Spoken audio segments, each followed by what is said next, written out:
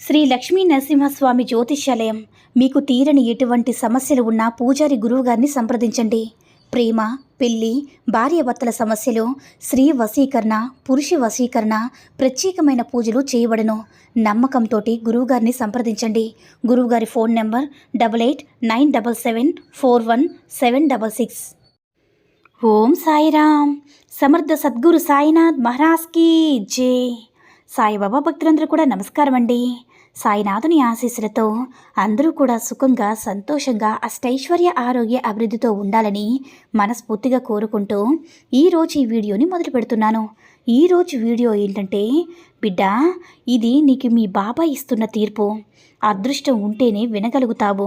నీ జీవితంలో జరగబోయే అదృష్టమేంటో వెంటనే తెలుసుకో బిడ్డ అని మన బాబాగారు అయితే ఈరోజు మనకి చాలా అద్భుతమైనటువంటి సందేశాన్ని అయితే మనకు అందించడానికి వచ్చారండి. మరి మన బాబాగారు ఈరోజు మనకి ఎలాంటి సందేశం అందించాలి అనుకుంటున్నారో ఆయన మాటల ద్వారానే తెలుసుకుందాం. ఆయన మాటలు వినే ముందుగా ఈ వీడియో కనుక నచ్చినట్లయితే లైక్ చేసి షేర్ చేయండి.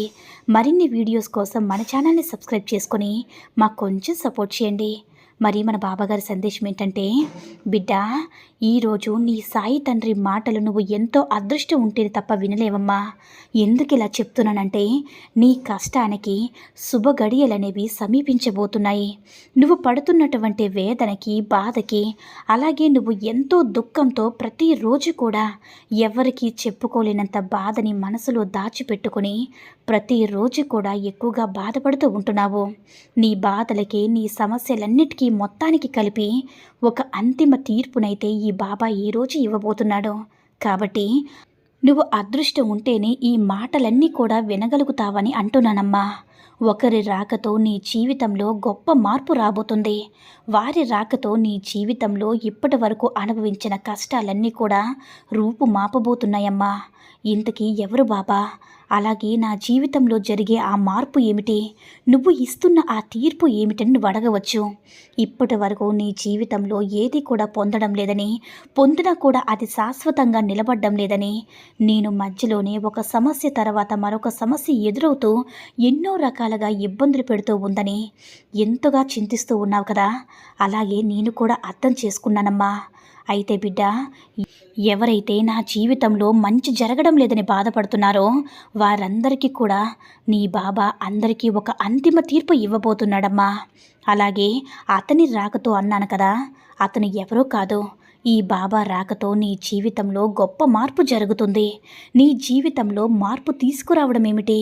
అలాగే నువ్వు రావడం ఏంటి అంటే, ఇన్ని రోజులు నా పక్కన లేవా తండ్రి అని నువ్వు సందేహించవచ్చు. ఒక్కొక్కసారి ముఖ్యమైనటువంటి కొన్ని సందర్భంలో ఈ ప్రపంచంలో ఉన్నటువంటి ప్రతి ఒక్కరిని కూడా సమభావంతో చూసినటువంటి ఈ బాబాకి ఎన్నో పనులు, ఎన్నో చోట్లకి తిరిగేటటువంటి అవకాశం ఉంటుంది. కాబట్టి సప్త సముద్రాలు దాటైనా సరే మిమ్మల్ని రక్షించేందుకు ఒక్క క్షణం కూడా లేట్ అవ్వచ్చు. కానీ తప్పకుండా మీ దగ్గరికి రాకుండా అయితే ఉండనమ్మా. అయితే మీరు అనుభవిస్తున్నటువంటి బాధకి, దానికి సంబంధించిన వాటికి తప్పకుండా నేను విడిచిపెట్టను. అలాగే ఎవరికి ఏ విధమైనటువంటి శిక్షను, వారికి ఏ విధంగా అంటే నేను ఎవరైతే ఏ విధంగా బాధ పెడుతున్నారో ప్రతి ఒక్కరికి కూడా నేను అలాంటి బాధని, అలాంటి సమాధానాన్ని ఇస్తాను. చూడు బిడ్డ, నా రాకతో నీ జీవితంలో కొన్ని మార్పులు జరగబోతున్నాయి. అలాగే నీ జీవితం కూడా కొంత మలుపు తిరగబోతుందమ్మా. ఇంకా చూడు నీ జీవితం ఎలా మారుతుందో. ఇంకా నువ్వు ఇలా బాధపడుతూ కూర్చోవడం వల్ల ఇంక ఎవరూ ఏమీ చేయలేరమ్మా. ఎవరు కూడా నీ బాధ నీ నుంచి దూరం చేయలేరు. నీకు నువ్వే ధైర్యం చెప్పుకొని, అనుక్షణం నీకు నువ్వే నా చుట్టూ ఎవరూ లేరు అనుకొని ఆత్మస్థైర్యాన్ని పెంచుకొని భగవంతుడు తోడుగా ఉండాలని ఇన్ని రోజులు నువ్వు ఏ విధంగా అయితే నా ముందుకు వచ్చావో అదే విధంగా ప్రతి క్షణం కూడా నీ గురించి ఆలోచించుకుంటూ ఆనందంగా ఉండు బిడ్డ. కాబట్టి నువ్వు ఎంత బాధపడ్డావనేది కాకుండా ఎంతగా సంతోషంగా ఉన్నావనే దానికే ఎక్కువగా ప్రాధాన్యత ఇస్తున్నావు. ఎవరో ఏదో అన్నారని, ఎవరో నిన్ను బాధ పెడుతున్నారని కుమిలిపోతే ప్రతి క్షణం నలిగిపోతూ బాధపడుతూ ఉండవద్దు. నిన్ను అలా చూస్తూ ఉండడం వల్ల ఈ బాబా హృదయం కూడా తరుక్కుపోతుందమ్మా. నేను కావాలని కష్టాలకి గురి చేసే విధంగా ఆ భగవంతుడు కూడా చేయడం, నువ్వు అలా బాధపడుతూ ఉంటే చూస్తూ ఊరుకోడమ్మా.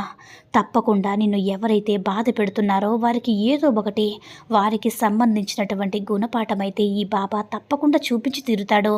నువ్వు భగవంతుని నమ్మినా కూడా నాకే ఎందుకు కష్టాలు ఎక్కువగా ఉన్నాయి బాబా, ఈ కష్టాలను నేను అనుభవించలేకపోతున్నాను, నేను ఎంతగా ప్రేమిస్తున్నానో నీకు తెలుసు కదా, అలాగే నా బాధలు కన్నీళ్ళు కూడా నీకైతే తెలియను కావు కదా, చూస్తూ ఉండు నీ జీవితాన్ని ఎలా మలుపు తిప్పబోతున్నానో నువ్వు తప్పకుండా ఆశ్చర్యపోతావు బిడ్డ.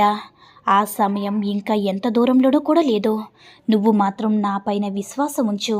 ఏ క్షణంలో కూడా నీ సాయి తండ్రి యొక్క నామస్మరణ విడిచిపెట్టద్దు. నువ్వు ఎంత మంచిగా ఉన్నా సరే, ఎవరో ఒకరు అంటే నువ్వు ఎంత మంచిగా ఉన్నా సరే, ఎవరో కథలో నువ్వైతే చెడ్డదానివైతే మిగిలిపోతున్నావు కదా. ఇతరులకి నచ్చాలని నటిస్తూ బ్రతకాల్సినటువంటి అవసరం లేదు బిడ్డ. నీకు నచ్చినట్లుగా నువ్వు బ్రతకడం నీకు చాలా మంచిది, అదే ఉత్తమైనది కూడా. ఇన్ని రోజులు అని చెప్పు అలా నటిస్తూ ఉంటావు చెప్పు. నీకంటూ స్వతంత్రంగా బ్రతకాలని, నీకంటూ సంతోషంగా నువ్వు ఉండాలని, చిన్న చిన్నవి అనుభవించాలని, నీ జీవితం పట్ల నువ్వు కూడా ఎన్నో రకాల కళ్ళ కన్నావు కదా. అలాగే వాటిని నెరవేర్చుకోవాలని ఎన్నో రోజుల నుంచి కష్టపడ్డావు, అందుకు తగినటువంటి శ్రమ కూడా చేశావు.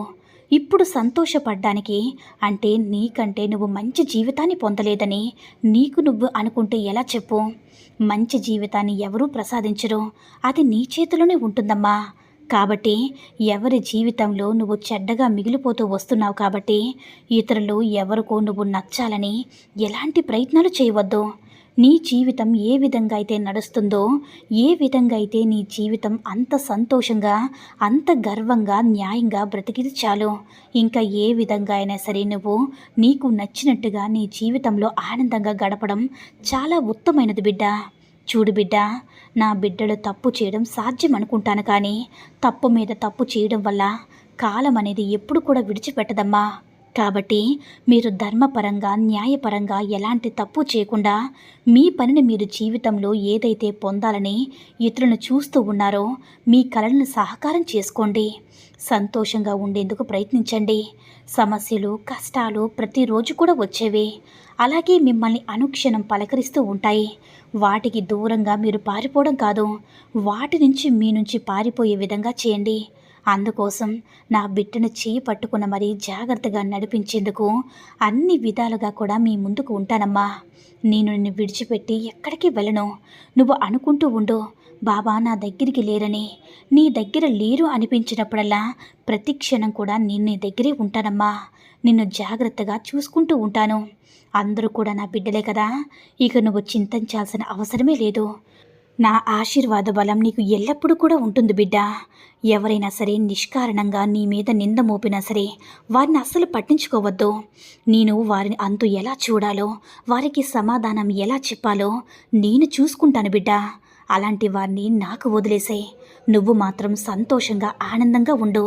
అలాంటి వారికి మాత్రం తప్పకుండా బుద్ధి చెప్పి తీరుతానని మన బాబాగారైతే ఈరోజు మనకి చాలా అంటే చాలా అద్భుతమైనటువంటి సందేశాన్ని అయితే అందించారండి. సాయి మహిమల ద్వారా వచ్చిన ఈ సందేశం మీ అందరికీ కూడా నచ్చిందని అనుకుంటున్నాను. ఈ వీడియో నచ్చినట్లయితే లైక్ చేసి షేర్ చేయండి. మరిన్ని వీడియోస్ కోసం మన ఛానల్ని సబ్స్క్రైబ్ చేసుకుని మాకు కొంచెం సపోర్ట్ చేయండి. సర్వే జనా సుఖినో భవంతు. జై సాయిరామ్.